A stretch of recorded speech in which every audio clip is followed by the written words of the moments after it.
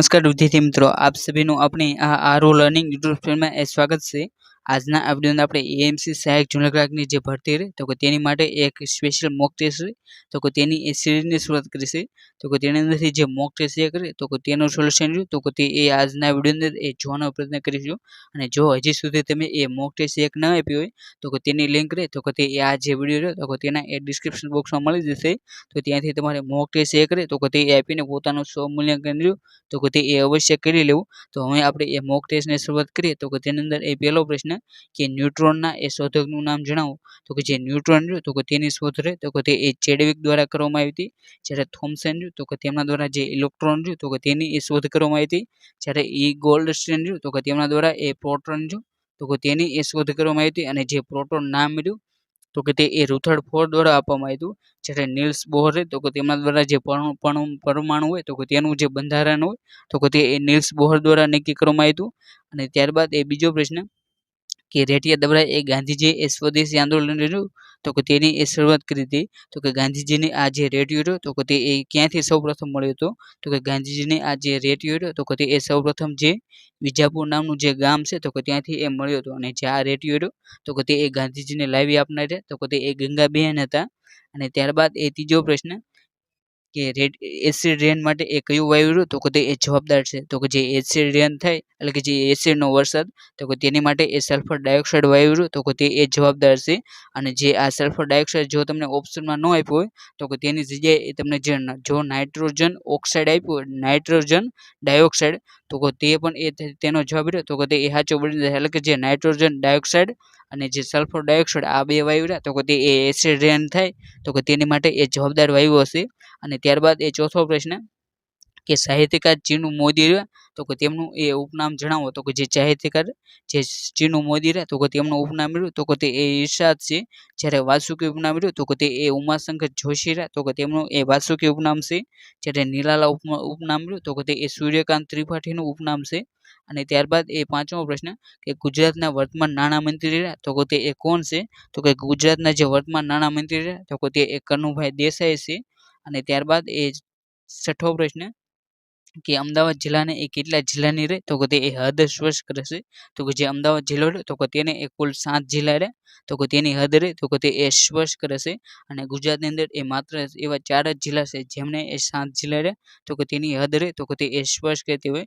અને જે આ 4 જિલ્લા રહે તો તેની અંદર એક તો અમદાવાદ, બીજું રાજકોટ, ત્રીજું સુરનગર અને ચોથું ખેડા આ 4 જિલ્લા રહે તો તેમને એ ગુજરાતની અંદર સૌથી વધુ જિલ્લા રહે તો તેની એ સરહદ રહે તો તે એ સ્પષ્ટ કરે છે। અને ત્યારબાદ એ સાતમો પ્રશ્ન કે મલેશિયા જે દેશ રહ્યો તો તેનું એ ચલણી નાણું જણાવો તો જે મલેશિયા દેશ રહ્યો તો તેનું એ ચલણી નાણું રહ્યું તો તે એ રિંગીટ છે। અને ત્યારબાદ એ આઠમો પ્રશ્ન કે ફોબોસ અને ડીમોસ તો તે એ કયા ગ્રહના એ ઉપગ્રહો છે તો જે ફોબોસ અને ડીમોસ તો તે એ મંગળ ગ્રહ રહ્યો તો તેના એ ઉપગ્રહો છે। બાદ રહ્યો તો તે એ નવમો પ્રશ્ન કે સીબીએસઈ જે બોર્ડ રહ્યું તો તેનું એ પૂર્ણ નામ શું જણાવો તો જે સીબીએસઈ બોર્ડ રહ્યું તો તેનું પૂરું નામ થાય છે central board of secondary education. જે ઓપ્શન એ રહ્યો તો તેની અંદર એ તમે જોઈ શકો છો। અને ત્યારબાદ એ 10મો પ્રશ્ન કે રાષ્ટ્રીય ગાન જે જનગણ મન રહ્યું તો તેને એ ક્યારે અધિકૃત રીતે એ માન્યતા આપવામાં આવી હતી તો જે રાષ્ટ્રગાન જનગણ મન છે તો તેમને એ 24 જાન્યુઆરી 1950 તો તે દિવસે એ તેને અધિકૃત રીતે એ માન્યતા આપવામાં આવી હતી। અને જે આ 24 જાન્યુઆરી 1950 તો તે દિવસે એ આપણું જે રાષ્ટ્રીય ગીત જે વંદે માતરમ ગીત છે તો તેને પણ એ અધિકૃત રીતે એ માન્યતા આપવામાં આવી હતી। માટે તમારે આ બંને ગીત રાષ્ટ્રગાન અને રાષ્ટ્રીય ગીત તો તેની તારીખ તો તે 24 જાન્યુઆરી 1950 બને છે। અને ત્યારબાદ એ 11મો પ્રશ્ન કે નીચે આપેલ જોડ કર્યા તો તેમને એ યોગ્ય રીતે જોડવાનો છે। એટલે કે અહીં તમને રાજ્ય અને તેનું પાટનગર કર્યું તો તેના એ જોડ કાપવામાં આવશે તો તેની અંદર જે ઝારખંડ તો તેનું પાટનગર કર્યું તો તે એ રાંચી છે। જ્યારે મિઝોરમ તો તેનું પાટનગર એ એઝોલ છે। જ્યારે મણિપુર તો તેનું પાટનગર એ ઇમ્ફાલ બને છે। જ્યારે ત્રિપુરાનું એ અગરતલા એટલે કે જે પેલો એ રહ્યું તો તેની અંદર એ બે હોય તો તેનો જવાબ બની જાય તો તેઓ એ તમે ઓપ્શન એ રહ્યું તો પહેલાની અંદર એ બીજું, બીજાની અંદર બી રહ્યું તો તેની સામે ચોથું, અને સી તો તેની સામે ત્રીજું, અને ડી તો તેની સામે પહેલું તો આ રીતે તેનું જોડ કર્યું તો તે એ સાચું બને છે। અને ત્યારબાદ એ 12મો પ્રશ્ન કે ગુજરાતી ભાષાના એ અર્ધ સ્વર છે તો કે તે જણાવો તો કે ગુજરાતી ભાષા છે તો કે તેની અંદર એ મુખ્યત્વે બે છે તો કે તે એ અર્ધ સ્વરો આવેલા છે તો કે તે બે છે તો કે તે એ અને વ છે તો કે તે એ બંને એ ગુજરાતી ભાષા છે તો કે તેના એ અર્ધ સ્વરો છે. તે એ 13મો પ્રશ્ન કે નીચેના વાક્યનો અલંકાર છે તો કે તે જણાવો તો કે તે વાક્ય છે વિદ્યા ભણ્યો જે તે ઘર વૈભવ રૂડ તો કે અહીં જે અને તે તો કે તે બંને વચ્ચે એ પ્રાસ રચાયો હોવાથી એ તેને આંતરપ્રાસ તરીકે એ ઓળખવામાં આવે છે એટલે કે ઓપ્શન ડી આંતરપ્રાસ રૂડ તો કે તે એ તેનો જવાબ બની જાય છે. અને ત્યારબાદ એ 14મો પ્રશ્ન કે નીચેના વાક્યમાં એક કૃદંતનો રહ્યો તો કે તે એ તમારે પ્રકાર જણાવવાનો છે અને તે શબ્દ રહ્યો તો કે તે વાક્ય છે તેઓ બાળકોને વાર્તા કહેતા હતા તો કે અહીં જે કહેતા રહ્યો તો કે તે એ વર્તમાન કૃદંત રહ્યું તો કે તેનું એ ઉદાહરણ બને છે કેમ કે અહીં જે શબ્દ રહ્યો તો કે તેની પાછળ એ ત તે તા જે ત પ્રત્યે લાગ્યો હોવાથી એ તે વર્તમાન કૃદંત રહ્યું તો કે તેનો એ પ્રકાર બની જાય છે. અને ત્યારબાદ એ 15મો પ્રશ્ન કે નીચેના વાક્યમાં એ છંદ રહ્યો તો કે તે એ તમારે ઓળખાવાનો છે તો કે તે વાક્ય છે ધમાલ ન કરો જરાય નહીં નેન ભીના થશે તો કે તે એ વાક્ય રહ્યું તો કે તે એ પૃથ્વી છંદ રહ્યું તો કે તેનું એ ઉદાહરણ છે જે ઓપ્શન ડી રહ્યું તો કે તેની અંદર એ જોઈ શકો છો.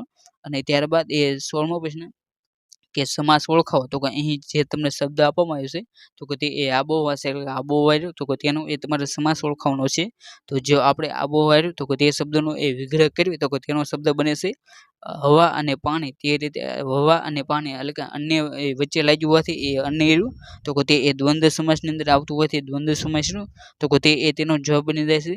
અને ત્યારબાદ એ 17મો પ્રશ્ન કે નીચેના વાક્યનો પ્રકાર રહ્યો તો કે તે એ તમારે જણાવવાનો છે તો કે તે વાક્ય છે મોહનલાલ કાકાથી એ ચલાય છે તો કે આની અંદર જે થી પ્રત્યે લાગવાથી તે વાક્ય રહ્યું તો કે તે એ કર્મણી વાક્યનું એ ઉદાહરણ બને છે.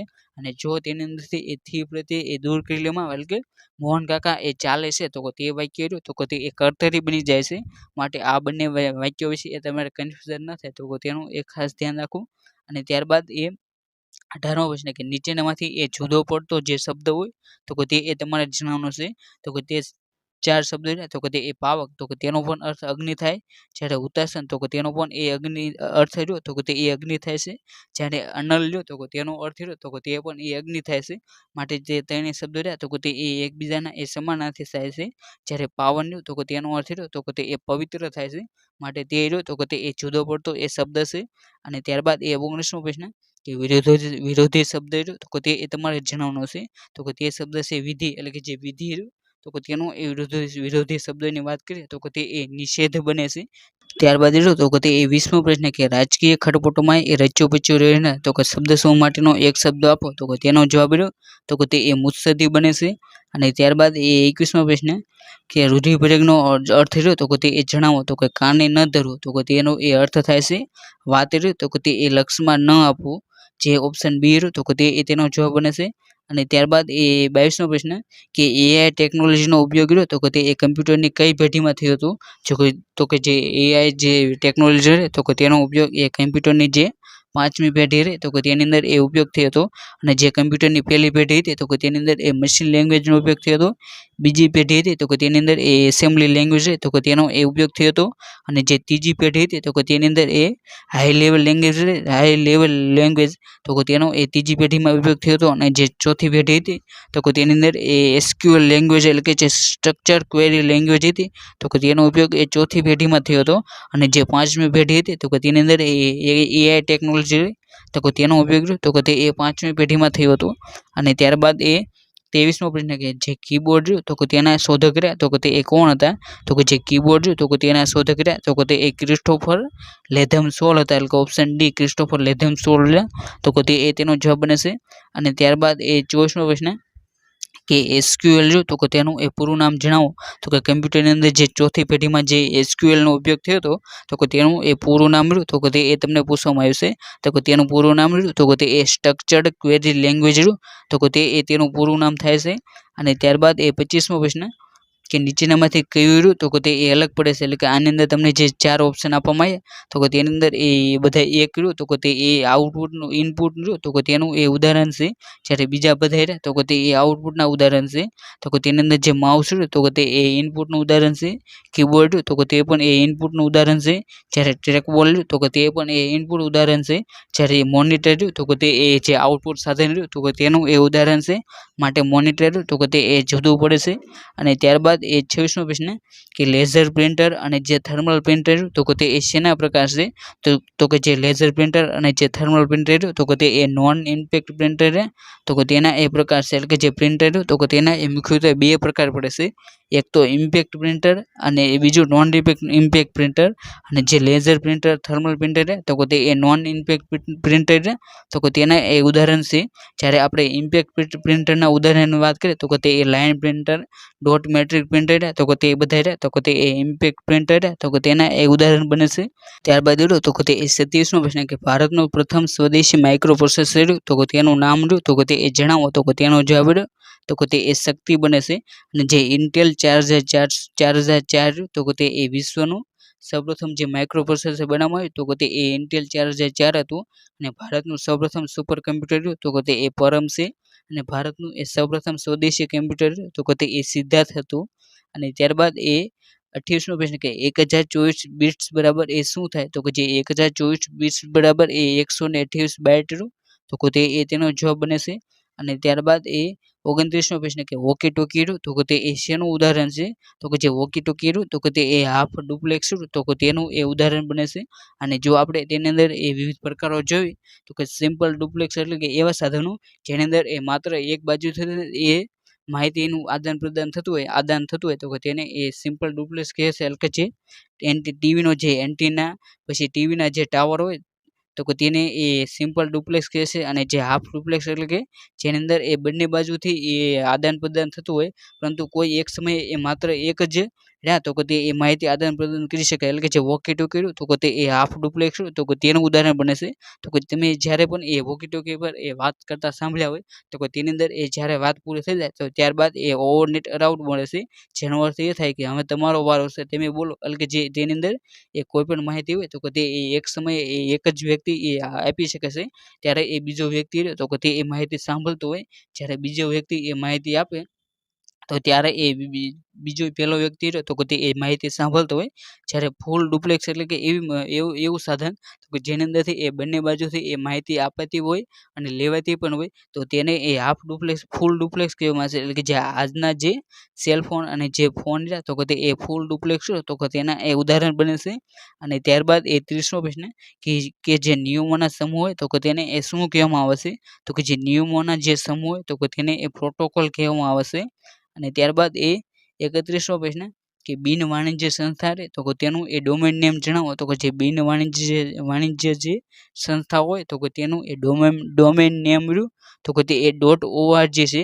જ્યારે .કુપ તો કે તે એ સહકારી જે સંસ્થાઓ તો કે તેમનું ઉપનામ તો કે તે એ ડોમેન નેમ તો કે તે એ કુપ છે. જ્યારે જે શૈક્ષણિક જે સંસ્થા હોય તો કે તેનું એ ડોમેન નેમ તો કે તે એ .એજ્યુકેશન છે. જ્યારે એટલે કે જે સરકારી જે સંસ્થા હોય તો કે તેમનું ઉપનામ તો ડોમેન નેમ તો કે તે એ .gov છે. અને ત્યારબાદ એ 32મો પ્રશ્ન કે વેબસાઇટની લિંકને એ શું કહેવામાં આવશે? તો કે જે વેબસાઇટની જે લિંક હોય તો કે તેમને એ URL અથવા તો URI તે બંને તરીકે એ ઓળખવામાં આવશે. માટે ઓપ્શન ડી, બી અને સી તો કે તે બંને તો કે તે એ તેના જવાબ બનશે. અને જો આપણે તે બંનેના એ ફૂલ ફોર્મની વાત કરીએ તો કે તે આ URL તો કે તેનું ફૂલ ફોર્મ બનશે યુનિફોર્મ રિસર્ચ લોકેટર એ તેનું ફૂલ ફોર્મ છે. જ્યારે આ URI તો કે તેનું ફૂલ ફોર્મ થાય છે યુનિફોર્મ રિસર્ચ આઈડેન્ટિટી તે તેનું એ ફૂલ ફોર્મ બને છે. અને ત્યારબાદ એ 33મો પ્રશ્ન કે નીચેનામાંથી કયું તો કે તે એ અલગ પડે છે? તો કે આની અંદર જે ગૂગલ તો કે તે એ સર્ચ એન્જિન છે. જ્યારે સફારી તો કે તે એ વેબ બ્રાઉઝર છે. જ્યારે યાહૂ તો કે તે એ સર્ચ એન્જિન છે. જ્યારે બિંગ તો કે તે પણ એ સર્ચ એન્જિન છે. માટે ઓપ્શન બી જે સફારી તો કે તે એ અલગ પડે છે. કેમ કે સફારી તો કે તે એ એક પ્રકારનું એ વેબ બ્રાઉઝર છે. ત્યારબાદ તો કે તે એ 34મો પ્રશ્ન કે ડિજીલોકરની જે સ્ટોરેજ કેપેસિટી તો કે તે એ કેટલી હોય છે? તો કે જે ડિજીલોકર હોય તો કે તેની સ્ટોરેજ કેપેસિટી તો કે તે એ 1 GB ની હોય છે. અને જ્યારે 15 GB ની જે સ્ટોરેજ કેપેસિટી તો કે તે એ ગૂગલ ડ્રાઈવ હોય તો કે તેની સ્ટોરેજ કેપેસિટી તો કે તે એ 15 GB છે. માટે આ બંને પ્રશ્નો તો કે તે તમારે ખાસ કરીને એ યાદ રાખી લેવા કેમ કે આ બંને પ્રશ્નો એ અવારનવાર પૂછાયેલા છે. અને ત્યારબાદ એ 35મા નંબરનો પ્રશ્ન કે જે એમેઝોન કંપની તો કે તેનું હેડક્વાર્ટર તો કે તે એ ક્યાં આવેલું છે? તો કે જે એમેઝોન કંપની તો કે તેનું હેડક્વાર્ટર તો કે તે વોશિંગ્ટન DC ખાતે આવેલું છે. અને જે વોશિંગ્ટન DC તો કે તેની અંદર જે માઇક્રોસોફ્ટ જે કંપની રહે તો તેનું હેડક્વાર્ટર રહ્યું તો તે પણ એ વોશિંગ્ટન ડીસી રહ્યું તો ત્યાં એ આવેલું છે. અને ત્યારબાદ એ 36મો પ્રશ્ન કે MS વર્ડમાં જે ટ્રેડમાર્ક હોય તો તેનો એ સિમ્બોલ જો તમારે ઉમેરવો હોય તો તેની માટેની એ શોર્ટકટ કી રહે તો તે કઈ છે તો જે MS વર્ડની અંદર તમારે જો ટ્રેડમાર્કનો એ સિમ્બોલ ઉમેરવો હોય તો તેની માટેની એ શોર્ટકટ કી રહે તો તે control plus alter plus T રહ્યું તો તે એ જે ટ્રેડમાર્કનો સિમ્બોલ રહ્યો તો તે ઉમેરવા માટેની એ શોર્ટકટ કી છે. અને જો તમારે એ રજિસ્ટરનો જે સિમ્બોલ ઉમેરવો હોય તો તેની માટેની એ શોર્ટકટ કી રહે તો તે કંટ્રોલ અલ્ટર પ્લસ આર રહ્યું તો તે એ રજિસ્ટરના સિમ્બોલ માટેની છે. અને જો તમારે એ કોપીરાઇટનો જે સિમ્બોલ ઉમેરવો હોય તો તેની માટેની એ શોર્ટકટ કી રહે તો તે control plus alter plus C તો તે એ તમે જો દબાવો તો કોપીરાઇટનો જે સિમ્બોલ તો તે એ ઇન્સર્ટ કરી શકો. માટે તમારે આ જે ત્રણેય જે મહત્વની જે શોર્ટકટ કી રહે તો તે એ તમારે ખાસ કરીને એ યાદ રાખી લેવી. અને ત્યારબાદ એ 37મા નંબરનો પ્રશ્ન કે MS એક્સેલમાં એ મહત્તમ ઝૂમ રહ્યું તો તે એ કેટલું હોય છે તો જે MS એક્સેલ હોય તો તેની અંદર એ મહત્તમ ઝૂમ રહ્યું તો તે એ 400% હોય છે. અને જો તમને ન્યૂનતમ ઝૂમ પૂછે તો તે એ 10% હોય છે. અને જે આપણે MS વર્ડની વાત કરીએ તો તેની અંદર એ મહત્તમ ઝૂમ રહ્યું તો તે એ 500 હોય છે. જ્યારે ન્યૂનતમ ઝૂમ રહ્યું તો તે એ 10% હોય છે. જ્યારે એ MS પાવર પોઈન્ટ રહ્યું તો તેની અંદર એ મહત્તમ ઝૂમ રહ્યું તો તે એ 400% હોય છે.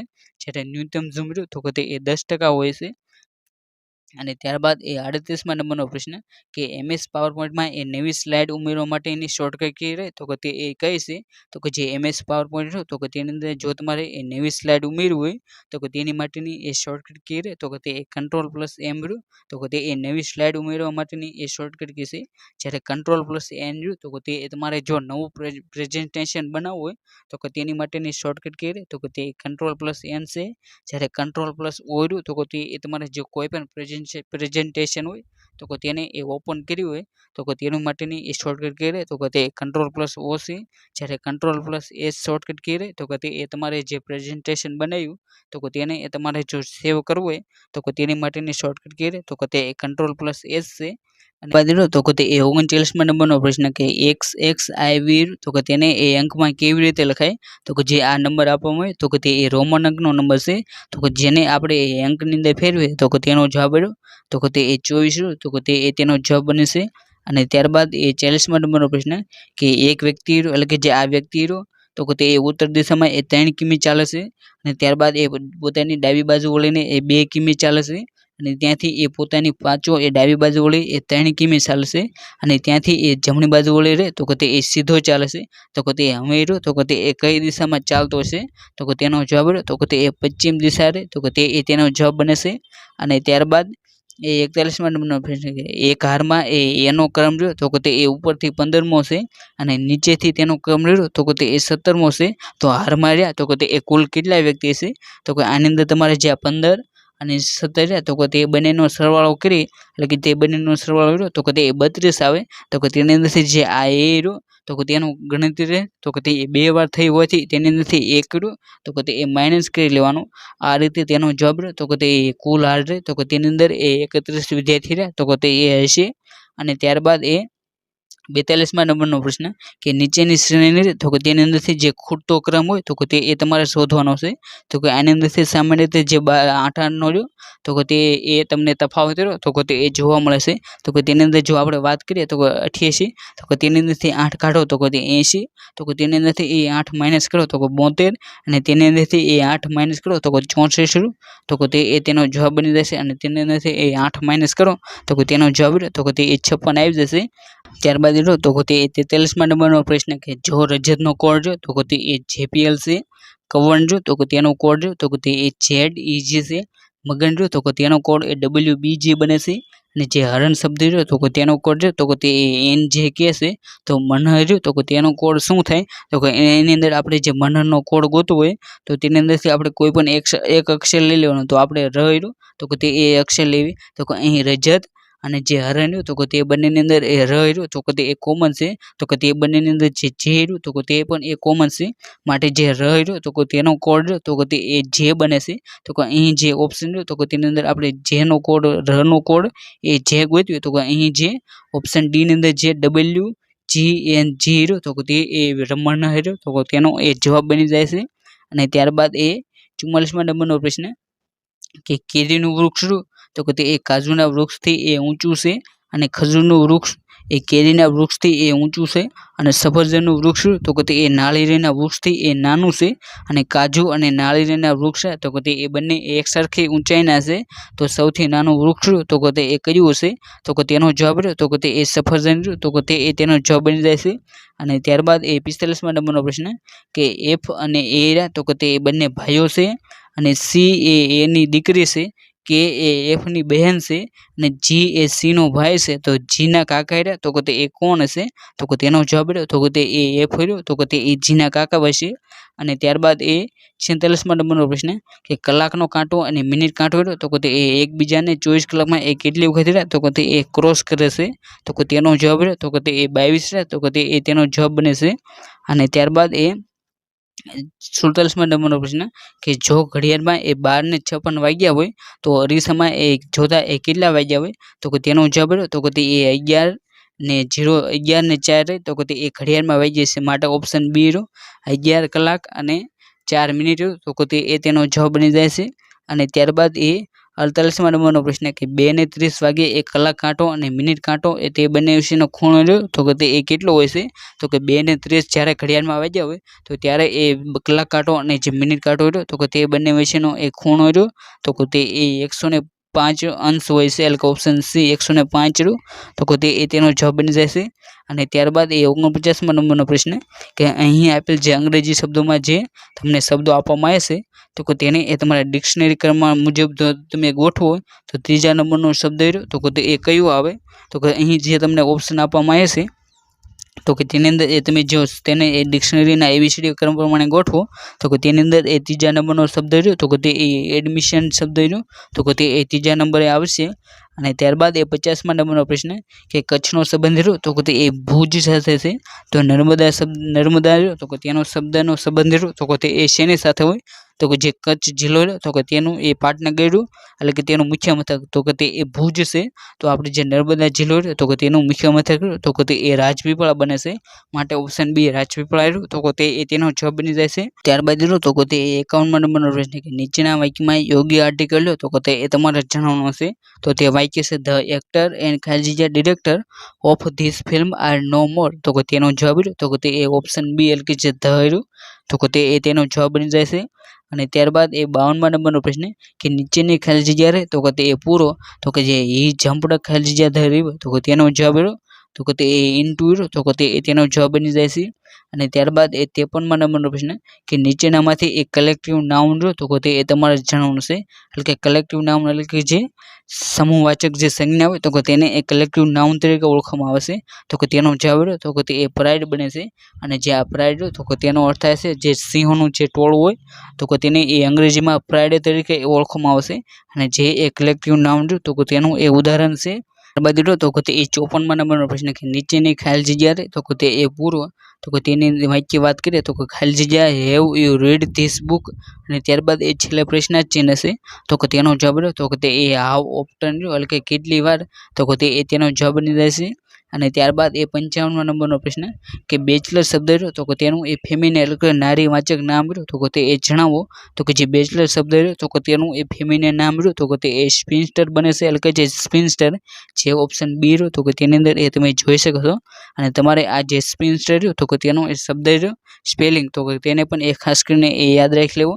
અને ત્યારબાદ એ 56મા નંબરનો પ્રશ્ન કે નીચેની ખાલી જગ્યા રહે તો કે તે એ પૂરો, તો તે વાક્ય છે she is playing cricket as if she ખાલી જગ્યા મિતાલી રાજ, એટલે કે તે ક્રિકેટ રમે છે જાણે કે તે મિતાલી રાજ હોય, તો કે જે આ વાક્ય રચના રહે તો કે તે એ અપવાદવાચક વાક્ય રચના રહે તો કે તેનું એ ઉદાહરણ છે. અને આની અંદર જે એઝ ઇફ રહ્યું તો કે તેની પછીની જે કોઈ પણ ખાલી જગ્યા હોય તો કે તેની અંદર એ વર રહ્યું, તો કે તે એ તેનો જવાબ બને છે, માટે ઓપ્શન સી જે વર રહ્યું તો કે તે એ તેની ખાલી જગ્યાનો એ સાચો જવાબ છે.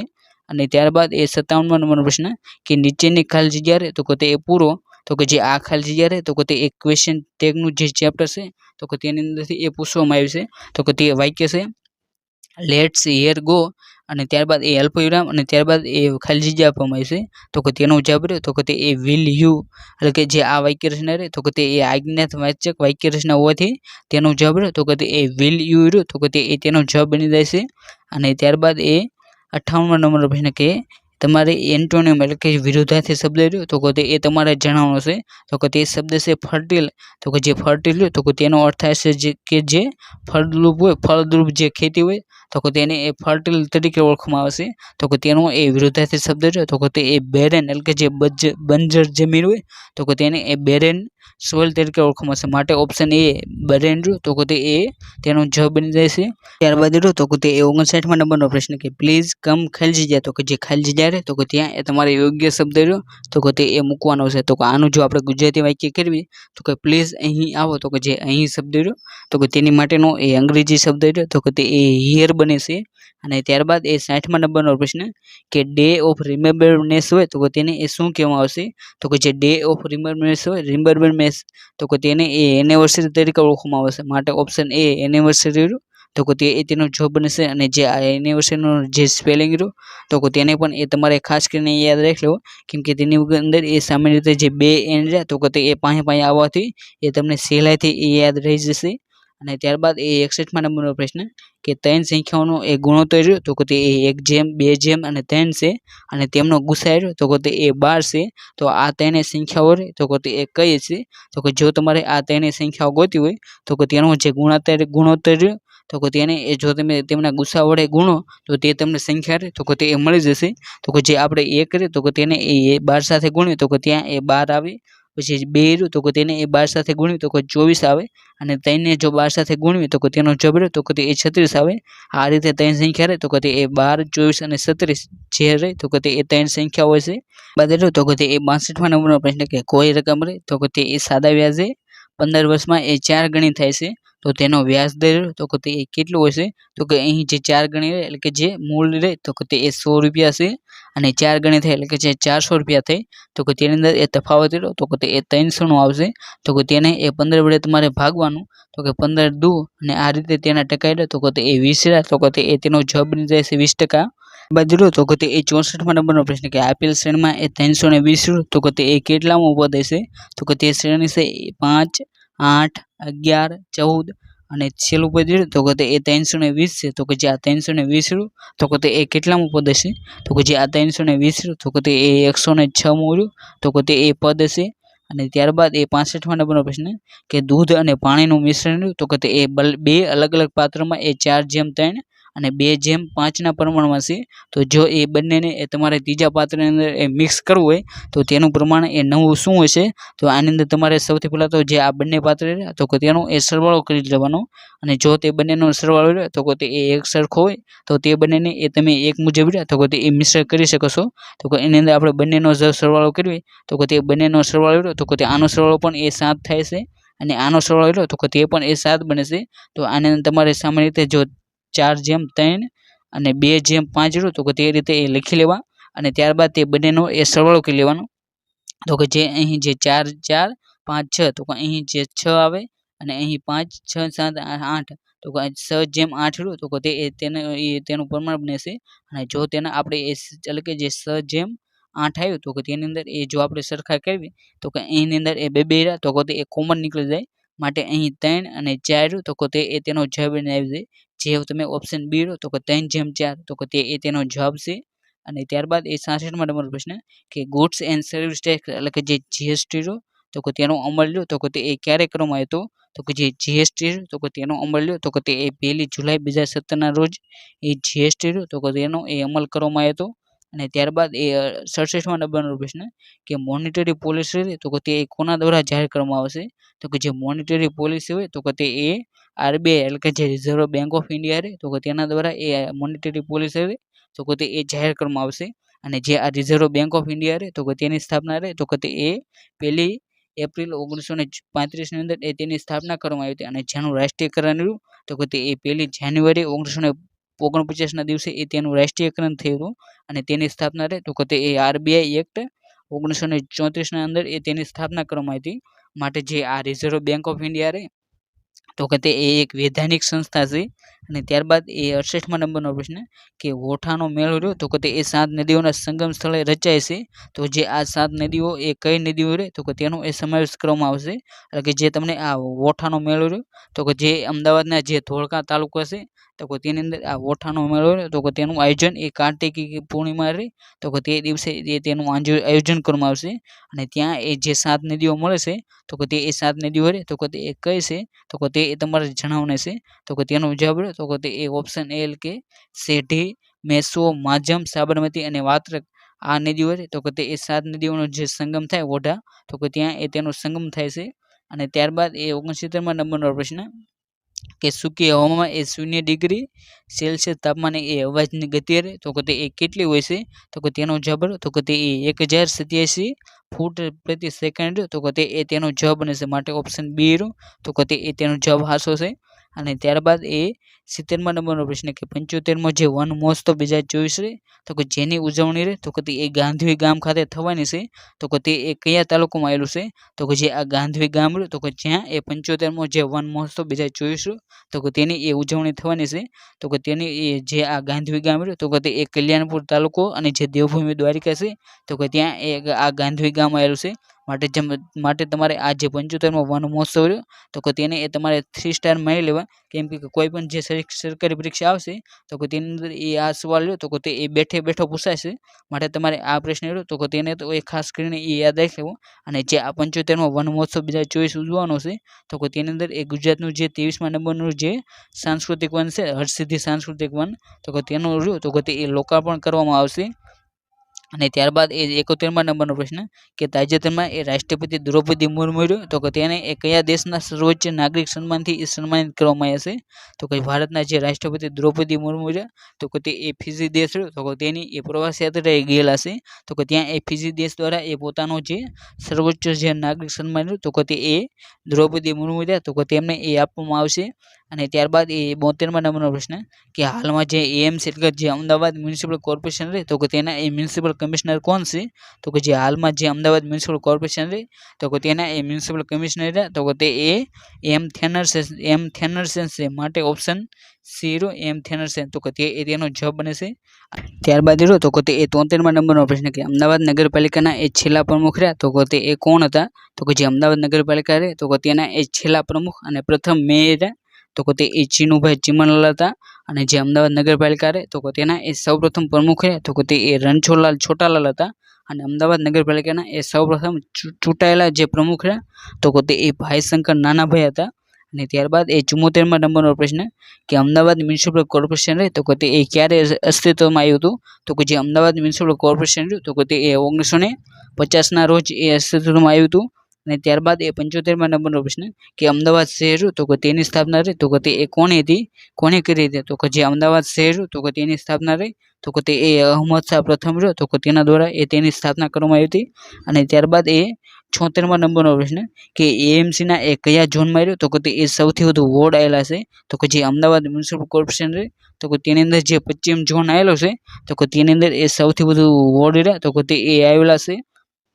અને જે આ પશ્ચિમ ઝોન રહ્યો તો કે તેની અંદર એ કુલ 9 વોર્ડ તો કે તે એ આવેલા હોવાથી એ તે રહ્યો તો કે તે તેનો જવાબ બની જશે. અને ત્યારબાદ એ 77મા નંબરનો પ્રશ્ન કે અમદાવાદમાં આવેલ જે પતંગ મ્યુઝિયમ રહે તો કે તેની સ્થાપના રહે તો કે તે એ કોણે કરી હતી તો કે અમદાવાદની અંદર જે પતંગ મ્યુઝિયમ આવેલું છે તો કે તેની સ્થાપના રહે તો કે તે એ નાનુભાઈ શાહ રહે તો કે તેમના દ્વારા એ પતંગ મ્યુઝિયમ રહ્યું તો કે તેની એ સ્થાપના કરવામાં આવી હતી. અને જે આ 2019ની અંદર જે એએમસીની જે સહાયક જૂન ક્લાર્કની જે પરીક્ષા લેવાની તો કે તેની અંદર આ પ્રશ્ન રહ્યો તો કે તે એ બેઠે બેઠો પૂછાયેલો હતો. માટે તમારે આ જે તમામ બે પ્રશ્નો રહ્યા તો કે તેને એ ખાસ કરીને એ યાદ રાખી લેવા. અને ત્યારબાદ એ 78મા નંબરનો પ્રશ્ન કે અમદાવાદ રહ્યો તો કે તેનો એ એસટીડી કોડ રહ્યો તો કે તે એ તમારે જણાવવાનો હશે તો કે જે આ પ્રશ્ન રહ્યો તો કે તે એએમસીની જે સ્પેશિયલ જે વેબસાઇટ છે તો કે તેની અંદરથી એ આ પ્રશ્ન રહ્યો તો કે તે એ ગોતવામાં આવશે તો કે તેની અંદર એ અમદાવાદનો જે એસટીડી કોડ રહ્યો તો કે તે એ 079 રહ્યો તો કે તે એ અમદાવાદનો એસટીડી કોડ છે. અને ત્યારબાદ એ 69મો પ્રશ્ન કે ભારતના માન્ચેસ્ટર તરીકે એ કોને ઓળખવામાં આવશે તો કે જે ભારતનું માન્ચેસ્ટર તો કે તેને તે તરીકે એ અમદાવાદ રહ્યું તો કે તેને એ ભારતનું માન્ચેસ્ટર તરીકે ઓળખવામાં આવશે. અને જો અમદાવાદ રહ્યું તો કે તેને એ ભારતનું બોસ્ટન પણ એ કહેવામાં આવશે. અને ત્યારબાદ એ 80મા નંબરનો પ્રશ્ન કે નીચેનામાંથી કઈ સંસ્થા રહી તો કે તે એ અમદાવાદમાં આવેલ નથી. તો કે જે પીઆર એટલે કે જે ફિઝિકલ રિસર્ચ લેબોરેટરી તો કે તે અમદાવાદમાં આવેલી છે. જ્યારે આઈઆઈએમ એટલે કે જે આઈઆઈએમ એ એટલે કે અમદાવાદ રહે તો કે તે પણ એ અમદાવાદમાં આવેલી છે. પછી જે અટીરા રહે તો કે તે સંસ્થા રહે તો કે તે પણ એ અમદાવાદમાં આવેલું છે. જ્યારે ગતિશક્તિ વિશ્વવિદ્યાલય તો કે તે એ અમદાવાદમાં આવેલું નથી, પરંતુ તે રહે તો કે તે એ વડોદરાની અંદર એ આવેલી છે. માટે ઓપ્શન ડી રહ્યો જે ગતિશક્તિ વિશ્વવિદ્યાલય તો કે તે એ તેનો જવાબ બની જાય છે. અને ત્યારબાદ એ 81મા નંબરનો પ્રશ્ન કે અમદાવાદમાં ઉજવાતો જે ફ્લાવર શો રહે તો કે તેની શરૂઆત રહે તો કે તે એ ક્યારે કરવામાં આવી હતી. તો કે જે અમદાવાદ રહ્યો તો કે તેની અંદર એ સામાન્ય રીતે જે જાન્યુઆરી મહિનો રહ્યો તો કે તે વખતે એ ફ્લાવર શો રહ્યો તો કે તેનું એ આયોજન કરવામાં આવશે. તો કે જે આ ફ્લાવર શો રહ્યો તો કે તેની શરૂઆત રહી તો કે તે 2013થી એ કરવામાં આવે છે. અને ત્યારબાદ એ 82મા નંબરનો પ્રશ્ન કે અમદાવાદ ખાતે જે આવેલ મ્યુઝિયમ રહ્યું તો કે તેનું એ તમારે નામ જણાવવાનું છે. એટલે કે જે આ 4 ઓપ્શન રહ્યા તો કે તેની અંદરથી જે અમદાવાદમાં જે મ્યુઝિયમ આવ્યું તો કે તે એ કયું હતું. તો કે તેનો જવાબ રહ્યો તો કે તે એ ઓપ્શન ડી એટલે કે જે શ્રેયસ લોકકલા સંગ્રહાલય રહ્યું તો કે તે એ અમદાવાદ ખાતે એ આવેલું છે. માટે ઓપ્શન ડી રહ્યો તો કે તે એ તેનો જવાબ બની જશે. અને ત્યારબાદ એ 83મા નંબરનો પ્રશ્ન કે નળ સરોવર પક્ષી અભયારણ્ય રહ્યું તો કે તે એ ક્યાં આવેલું છે. તો કે જે નળ સરોવર પક્ષી અભયારણ્ય રહ્યું તો કે તે એ અમદાવાદ ખાતે આવેલું છે. પરંતુ જો તમને પૂછે કે નળ સરોવર રહ્યું તો કે તે એ ક્યાં આવેલું છે. તો કે જે નળ સરોવર રહ્યું તો કે તે એ સુરનગર અને જે અમદાવાદ રહ્યું તો કે તે બંને વિશે એ નળ સરોવર આવેલું છે. જ્યારે નળ સરોવર પક્ષી અભયારણ્ય રહ્યું તો કે તે એ માત્ર અમદાવાદ જિલ્લો એ તેનો જવાબ બને છે. માટે આ પ્રશ્ન રહ્યો તો કે તેની અંદર એ ઘણા બધા વિદ્યાર્થીઓને એ કન્ફ્યુઝન હોય છે. માટે આ પ્રશ્ન રહ્યો તો કે તે બહુ વખત એ પૂછાયેલો છે. માટે તમને જો નળ સરોવર પક્ષી અભયારણ્ય પૂછે તો તમારે એ અમદાવાદ રહ્યું તો કે તેને જ એ ટીક કરવું, કેમ કે જો તમે સુરેન્દ્રનગર ટીક કરશો તો તમારો જવાબ રહ્યો તો કે તે એ ખોટો પાડવામાં આવશે. અને ત્યારબાદ એ 84મા નંબરનો પ્રશ્ન કે ગુજરાત વિદ્યાપીઠના એ બીજા કુલપતિ રહ્યા તો કે તે એ કોણ હતા. તો કે જે ગુજરાત વિદ્યાપીઠ છે તો કે તેના એ બીજા કુલપતિ રહ્યા તો કે તે એ સરદાર વલ્લભભાઈ પટેલ રહ્યા તો કે તે હતા. તો કે જે આ ગુજરાત વિદ્યાપીઠ છે તો કે તે એ અમદાવાદ ખાતે આવેલી છે. અને જેની સ્થાપના રહે તો કે તે એ 18 ઓક્ટોબર 1920ના રોજ એ ગાંધીજી દ્વારા એ તેની સ્થાપના કરવામાં આવી હતી. અને તેના એ પ્રથમ કુલપતિ રહ્યા તો કે તે એ ગાંધીજી હતા. અને બીજા કુલપતિ રહ્યા તો કે તે એ સરદાર વલ્લભભાઈ પટેલ.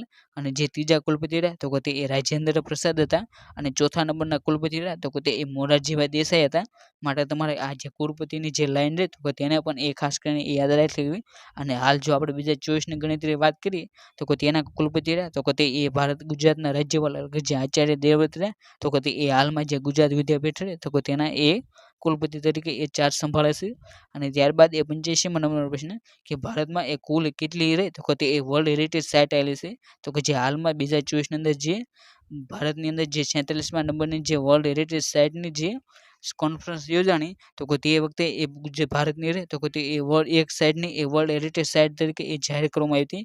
અને આવી રીતે એ 2024ની ગણતરી આપણે ભારતની કુલ હેરિટેજ સાઇટની વાત કરીએ તો કે તે એ 43 રહે તો કે તે ભારતમાં વર્લ્ડ હેરિટેજ સાઇટ આવેલી છે. અને તેની અંદરથી જો આપણે ગુજરાતની વાત કરીએ તો કે ગુજરાતમાં રહી તો કે તે એ કુલ 4 હેરિટેજ સાઇટ રહે તો કે તે એક ગુજરાતમાં આવી છે. જેની અંદર એક તો એ ચાંપાનેર અને જે પાવાગઢ રહ્યું તો કે તે બંનેનો એ પાર્ક, બીજું તો કે રાણી કી વાવ, ત્રીજું તો કે જે અમદાવાદ સિટી રહ્યું તો કે તે એ ત્રીજા નંબરને, અને ચોથા નંબરનો તો કે જે ધોળાવીરા શહેર ધોળાવીરા જે પુરાતત્વ નગર તો કે તે એ ચોથા નંબરની એ ગુજરાતની સાઇટ છે. આ રીતે 4 સાઇટ રહે તો કે તે ગુજરાતમાં, અને ભારતની દ્રષ્ટિએ વાત કરીએ તો કે તે 43 સાઇટ રહે તો કે તે એ ભારતમાં આવેલી છે.